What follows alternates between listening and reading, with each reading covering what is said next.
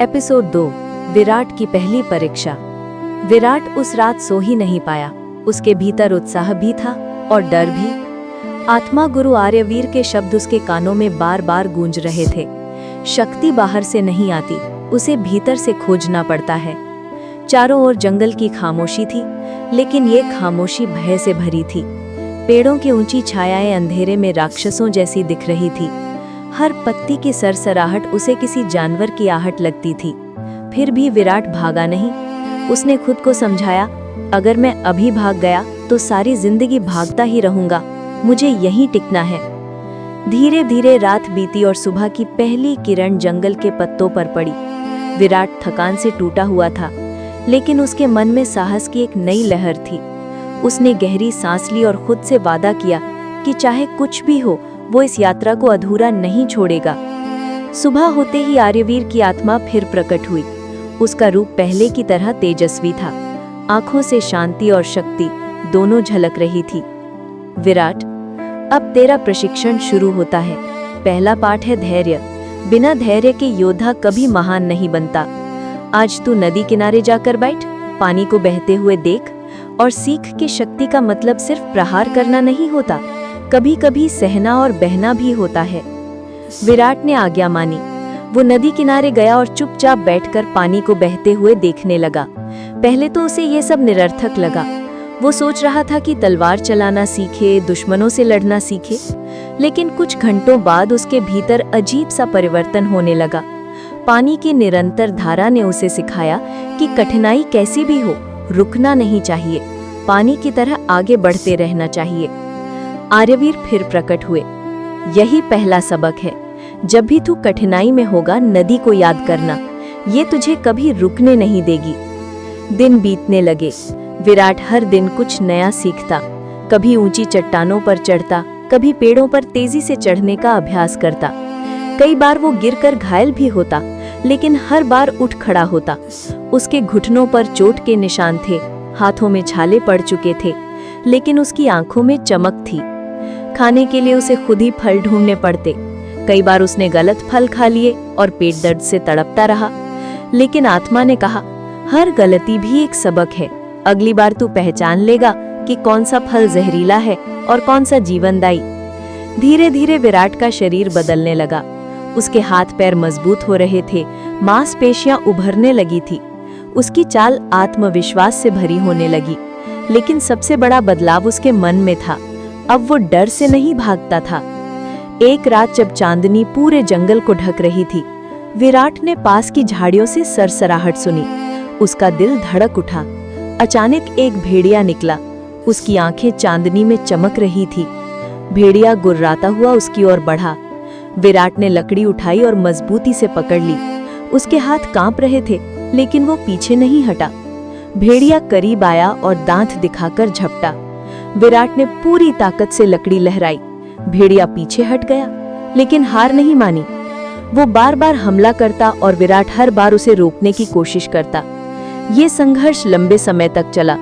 विराट थक चुका था, पसीने से भीगा हुआ था, लेकिन उसके मन में आत्मा की आवाज गूंज रही थी, डर को मत भागा, उसका सामना कर। आखिरकार विराट ने लकड़ी को भेड़िए के चेहरे पर पूरी ताकत से मारा। भेड़िया चीखा और अंधेरे में भाग गया। विराट जमीन पर बैठ गया। उसका शरीर कांप रहा था, लेकिन उसके चेहरे पर संतोष था। उसने समझ लिया था कि ये उसकी पहली असली जीत थी। भेड़िए से लड़ाई के बाद आर्यवीर ने कहा, तूने अच्छा किया, लेकिन ये तो बस शुरुआत है। अब तुझे अपने भीतर के शक्ति को और गहराई से पहचानना होगा। इसके बाद का समय कठोर साधना में बीता।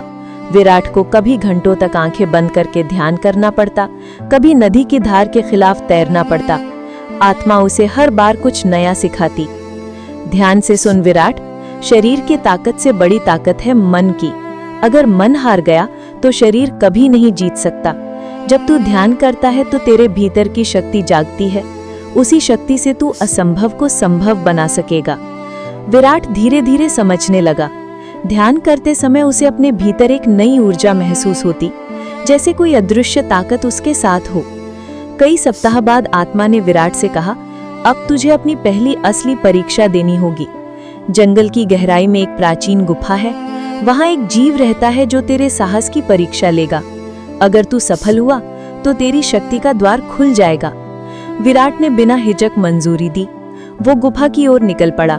रास्ता कठिन था, घना जंगल, कांटेदार झाड़ियां और ऊंचे ऊंचे पत्थर। कई बार उसे लगा कि वो गिर जाएगा, लेकिन हर बार उसने खुद को संभाला। रास्ते में उसे जंगली जानवरों की आवाजें सुनाई देती थीं, लेकिन अब वो डरता नहीं था। उसके मन में सिर्फ एक बात थी, उसे हर हाल में गुफा तक पहुंचना है। आखिरकार वो गुफा तक पहुंचा। गुफा अंधेरी और भयावह थी। अंदर से अजीब सी आवाजें आ रही थी, जैसे कोई विशाल जीव सांस ले रहा हो। विराट ने साहस जुटाया और अंदर कदम रखा। अंदर का दृश्य भयभीत कर देने वाला था। गुफा की दीवारों पर अजीब निशान थे, जैसे किसी प्राचीन युद्ध के। बीच में एक विशाल सांप कुंडली मारे बैठा था। उसकी आंखें लाल आग की तरह चमक रही थी। जैसे ही विराट ने कदम बढ़ाया, सांप ने जोरदार फुफकार की और उसकी ओर झपटा। विराट पीछे हट गया और पास पड़े पत्थर को उठाकर उसकी ओर फेंका। पत्थर सांप के शरीर से टकराया, लेकिन उसका असर बहुत कम हुआ। सांप और अधिक क्रोधित हो गया। सांप लगातार हमला कर रहा था। विराट उसके दांतों से बचता, फुफकार से कांपता, लेकिन हार नहीं मानता। उसने ध्यान से गुफा को देखा। छत से पानी की धार गिर रही थी। अचानक उसके मन में विचार आया। वो उस जगह पहुंचा और पानी के नीचे खड़ा हो गया। पानी उसके ऊपर गिर रहा था और उसकी आंखें साफ हो गईं। अब वो सांप की हर हरकत स्पष्ट देख पा रहा था। सांप ने फिर झपटा और इस बार विराट तैयार था। उसने एक बड़ा पत्थर उठाया और पूरी ताकत से सांप की आंख पर मारा। सांप दर्द से तड़प उठा। उसकी फुफकार गुफा में गूंजने लगी। कुछ पल संघर्ष करने के बाद वो गुफा से बाहर भाग गया। विराट जमीन पर गिर पड़ा। उसका शरीर थकान से टूट रहा था, लेकिन उसके चेहरे पर विजय की चमक थी। उसने खुद पर भरोसा किया और जीत हासिल की।